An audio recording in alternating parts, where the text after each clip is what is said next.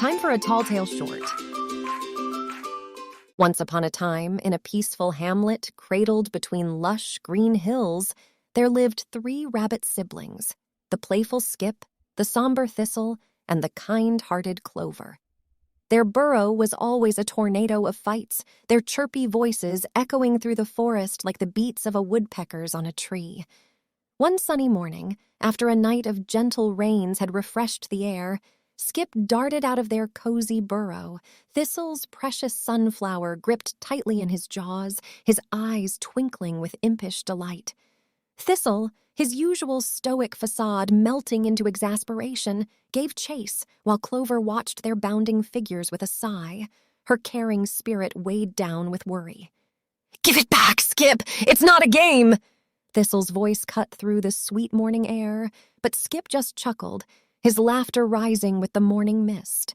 Their chase took them past dew-kissed clovers and under soft rays of sunlight filtering through the trees.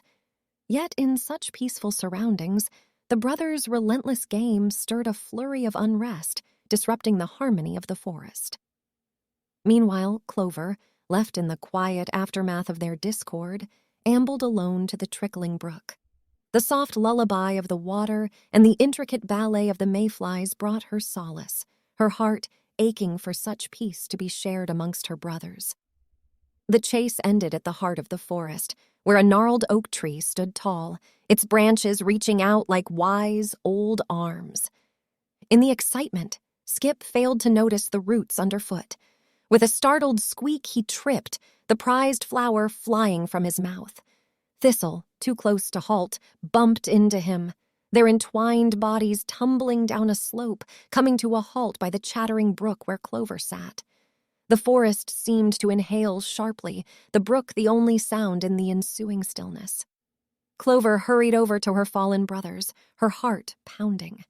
Their incessant quarrels, once a frustrating melody of their lives, had taken a sobering tumble into the stark realm of consequences. "Oh, brothers," she murmured, her paw tenderly probing for any harm, her voice a comforting caress. "Must we always fight?" A mischievous sparkle danced in Skip's eyes as he nudged a grumbling Thistle into a patch of sticky burrs. Clover stood at the edge, her heart aching. Just as Clover was about to break down in tears, a wise old stag entered the clearing. His wise gaze stared directly at the small rabbits. "Do you feel the evil your fights stir within the peaceful forest?" Caught in the stag's gaze, Skip's laughter faltered and Thistle ceased his grumbling.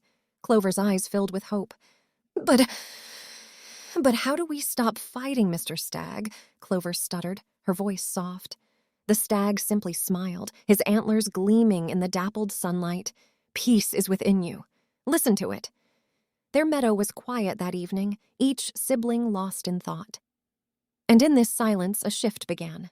Skip, usually the instigator, began to feel a pang of guilt for his endless pranks.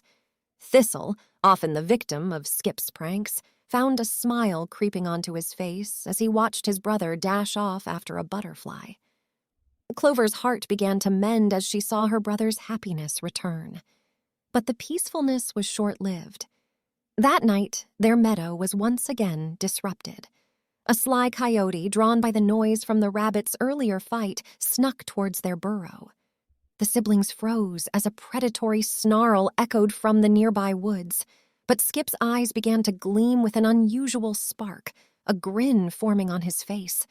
With a quick look, the siblings set their plan into motion. Skip set to digging a hole just outside their burrow, his small paws moving with determined speed. Thistle followed suit, lining the pit with sharp, prickly thorns. Then it was Clover's turn. With a deep breath, Clover stepped into the open, her every instinct screaming to stay hidden. She hopped deliberately, catching the coyote's attention. With a sly glance back, she ensured the coyote was chasing and hopped swiftly aside just as the predator lunged for her. With a yelp and a cloud of dust, the coyote tumbled into the pit. But its angry growls told them it wouldn't be long before it escaped.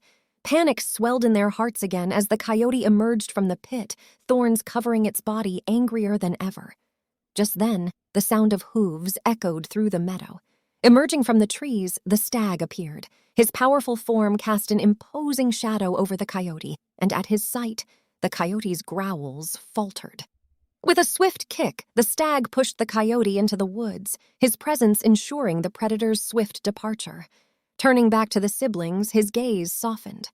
"Together you found strength," he said, his voice a gentle rumble, like far-off thunder. "Just as the forest thrives in balance, so will you." In the face of danger, they had stood together and come out stronger. Their old squabbles seemed distant, like dreams forgotten upon waking, while the memory of their shared triumph was as bright as the morning sun. One sunny morning, Clover woke up with a twinkle in her eyes.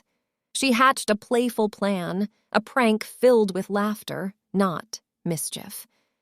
Skip and Thistle woke up to a strange sight. Their usually brown and white fur was as colorful as the sunrise. Looking at each other, then down at their brightly colored bodies, they turned towards Clover with wide-eyed surprise. Clover, trying to look as innocent as possible, couldn't hide the berry juice stain on her paw or the giggle escaping from her lips. Skip chuckled. "Clover, you rascal! Our fur!" Thistle joined in, his laughter filling the burrow. "We look like walking sunrises." The burrow soon filled with laughter, a joyful sound that hadn't been heard in a long time. This was a Talltale short, small but mighty stories, released daily in audio format.